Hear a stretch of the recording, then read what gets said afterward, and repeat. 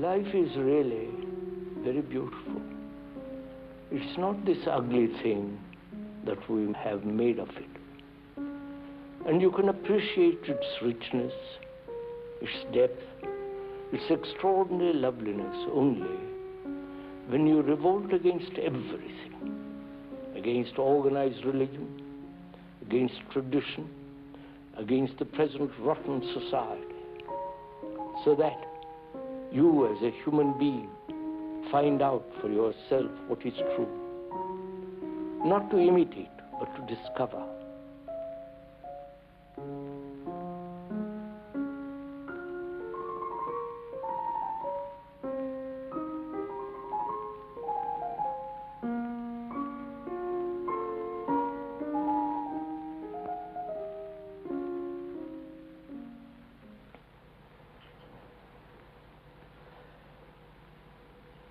It's a tragedy, I think, that man lives in constant conflict with himself and with the world.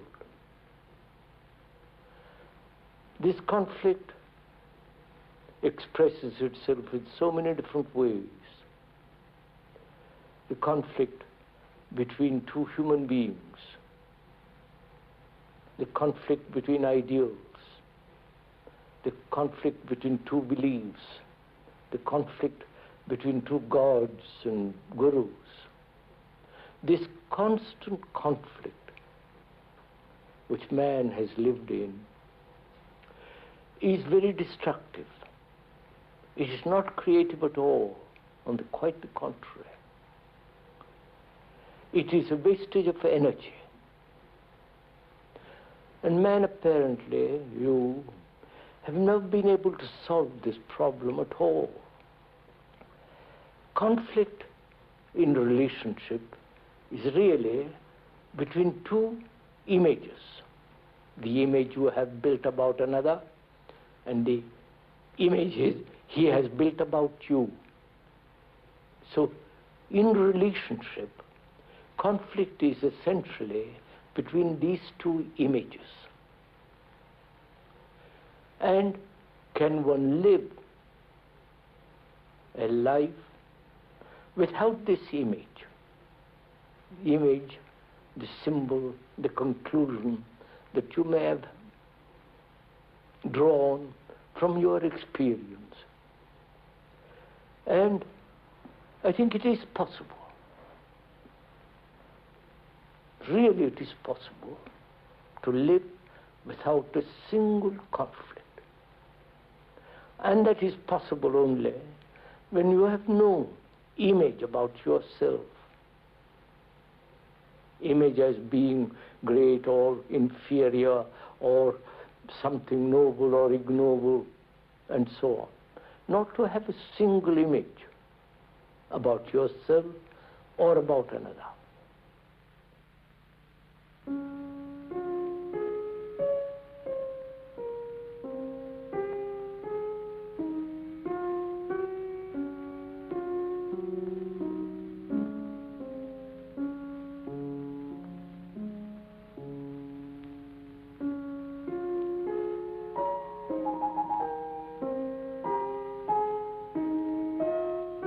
Have you ever wondered why it is that as people grow older, they seem to lose all joy of life? Why do so many of us, as we grow into so-called maturity, become dull, insensitive to joy, to beauty, to the open skies and the marvelous earth?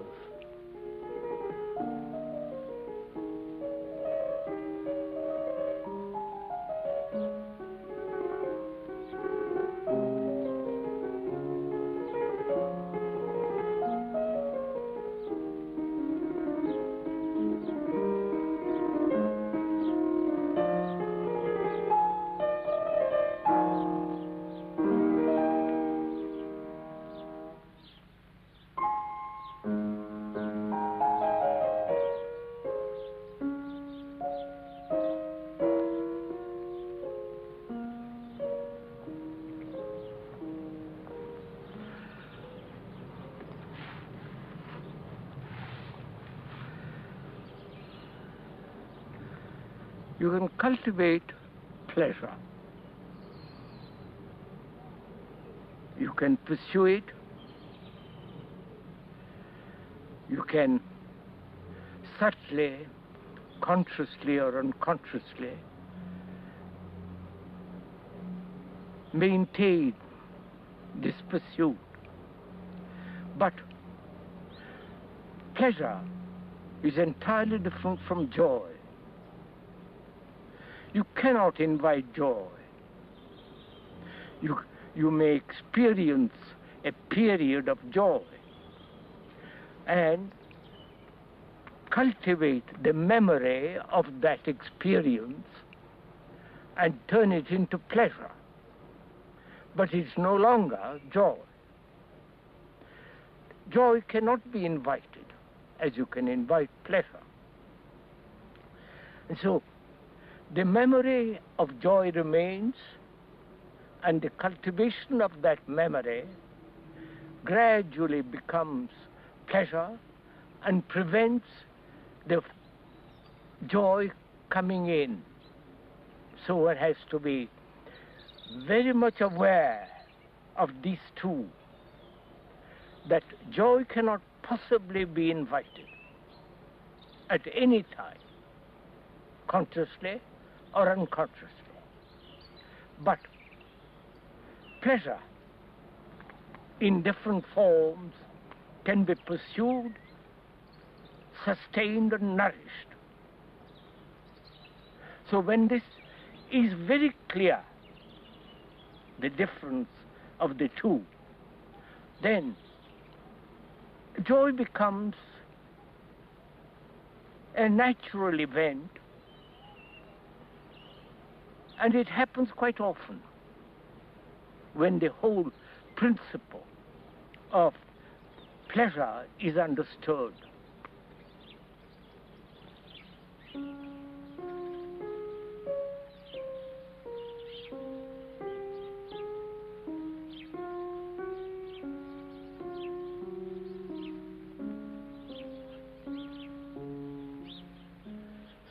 Yesterday evening, I saw a boat going up the river at full sail, driven by the west wind. It was a large boat, heavily laden with firewood for the town. The sun was setting, and this boat against the sky was astonishingly beautiful. The boatman was just guiding it. There was no effort, but the wind was doing all the work. Similarly, if each one of us would understand the problem of struggle and conflict, then I think we will be able to live effortlessly, happily, with a smile on our face.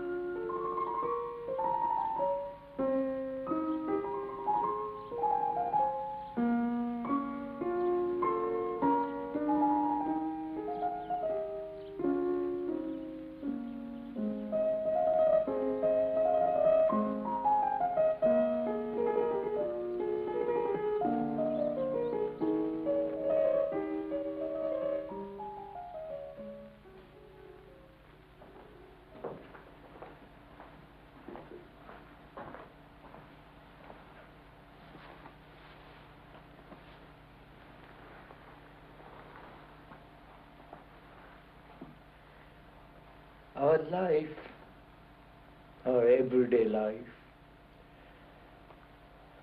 is based on two principles: fear and pleasure, reward and punishment. From this arises this constant struggle. From this also arises the whole question of behavior. Because our behavior, that is conduct. How we treat others and treat ourselves, the manner of our speech, the activities of our daily life are based on these two principles. And as long as these two principles, which is fear and pleasure, reward and punishment, there must be not only contradiction in ourselves and therefore in our actions, but also in our relationship with each other. And struggle and effort to become something, to achieve something. Psychologically, we are speaking, becomes one of our major problems of life. I don't know if you have noticed how every human being, right throughout the world, doesn't matter where you go, whether you go in the Far East, Near East, or in the West, man is caught in this web, in this trap of endless struggle. Struggle not only to live securely, physically, but also psychologically. The battle that goes on within oneself, which is most destructive. I do not know if you have noticed this in yourself, how your life, your daily life, is based on this extraordinary principle of fear and pleasure. And therefore one is trying to dominate the other. And from this arises this endless conflict. Is it possible to live a life without this constant battle, without this constant struggle, inwardly as well as outwardly? To really understand this, you have to see what your life is first. That it is a struggle, that it is terribly frustrating, painful. Be aware of that. Be conscious of it. Then don't escape from it. Don't run away from what you see. Don't try to explain it. Don't try to rationalize it. But stay with what actually is, that you are struggling. That there is battle going on inside yourself to be different and to become different and so on. Just watch that. And in that watching, in that awareness, you will find that by the very act of that attention, the struggle comes to an end.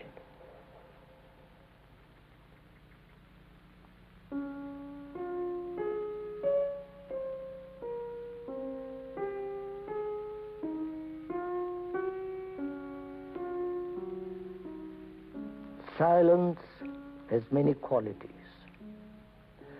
There is the silence between two noises, the silence between two notes, and the widening silence in the interval between two thoughts. There is that peculiar, quiet, pervading silence that comes of an evening in the country. There is a silence in a house when everybody has gone to sleep, and its peculiar emphasis when you wake up in the middle of the night and listen to an owl hooting in the valley. And there is that silence before the owl's mate answers. There is the silence of an old deserted house and the silence of a mountain. The silence between two human beings when they have seen the same thing, felt the same thing and acted. The meditative mind contains all these varieties, changes, and movements of silence. This silence of the mind is the true religious mind, and the silence of the gods is the silence of the earth. And strangely that morning, it had come through the window like some perfume, and with it came a sense, a feeling of the absolute. As you looked out of the window, the distance between all things disappeared, and your eyes opened with the dawn and saw everything anew.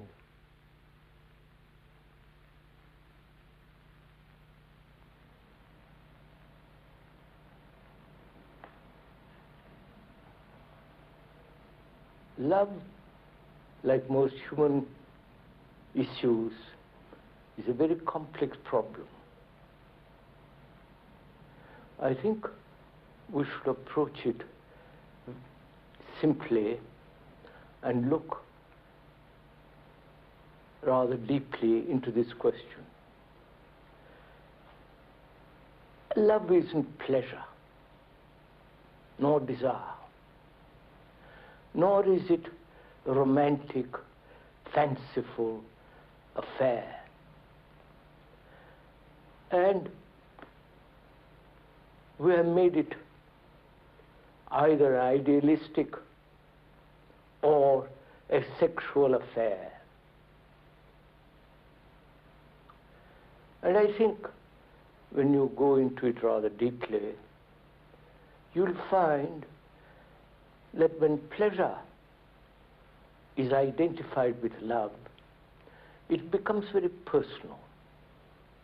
And therefore, it causes a great deal of harm. It brings about hurt, jealousy, anxiety, and pain. And in the pursuit of pleasure, there is always fear. And where there is fear, naturally, there cannot be love. And you are really destroying the world by your pursuit of pleasure, by your constant demand for the fulfillment of your own particular desires. And so you are limiting the extraordinary width and depth of love. And when you see this, it naturally comes about. That is, when you're not pursuing pleasure sexually or ideologically, or make it into something romantic as divine and human, then that quality, which one may call love, comes into being. I feel that's the only solution for this miserable, confused, conflicting world.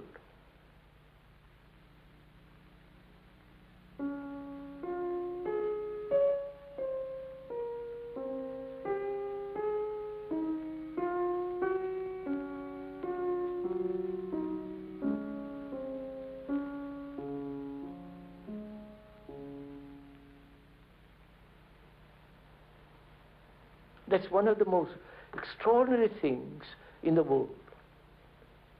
Man has never been able to resolve this question of death. He has never learnt about it.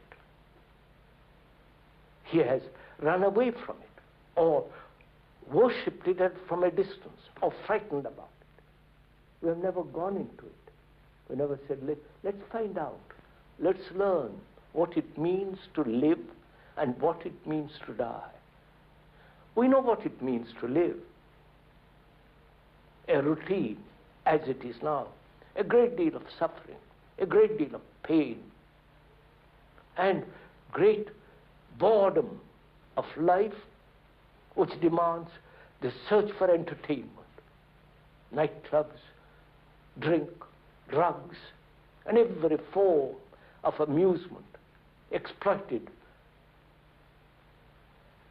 We never learn what it is to live without conflict, without struggle, without pain. And one must learn it. And it's part of our existence.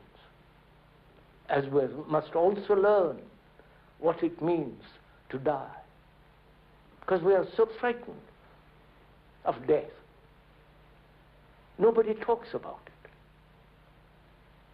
Nobody says, do you find out what it means to live a life in which death and life are not separate? They go together, like love and life go together, like love and death go together. They're all together. They can never be divorced, put aside, broken away from each other, as we have done. So to learn about death, not believe in something after death, as the whole of Asia does, or believe in some resurrective processes and so on, but actually, without any fear, without seeking comfort, learn what it means to live and what it means to die. And then you'll find that life isn't merely a mechanical process in relationship, but life is something immeasurable.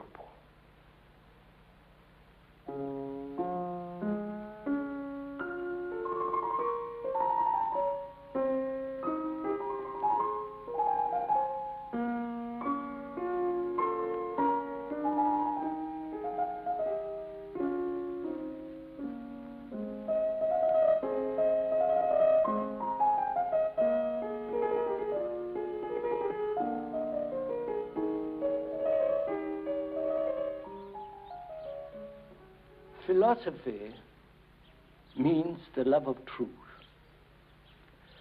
not according to some theory or speculative concepts or imagination, but to lead in daily life a truthful life. The truth is not according to some system, some guru, some pattern that we have traditionally has been established, but in the understanding of oneself, not according to some psychologist or analyst, but understanding yourself in daily life, to see what you are exactly, without any distortion, without any despair or regret, just to see in your daily relationship what you are. What you are is the truth.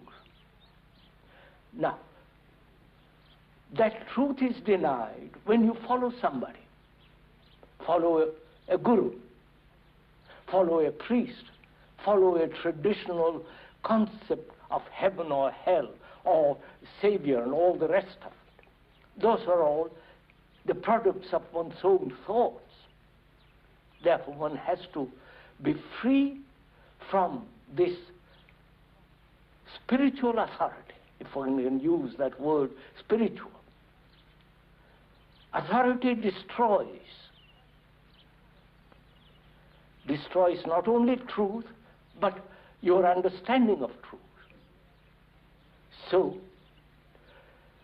don't follow anybody with regard to your understanding what truth is. Don't follow what the speaker is saying either.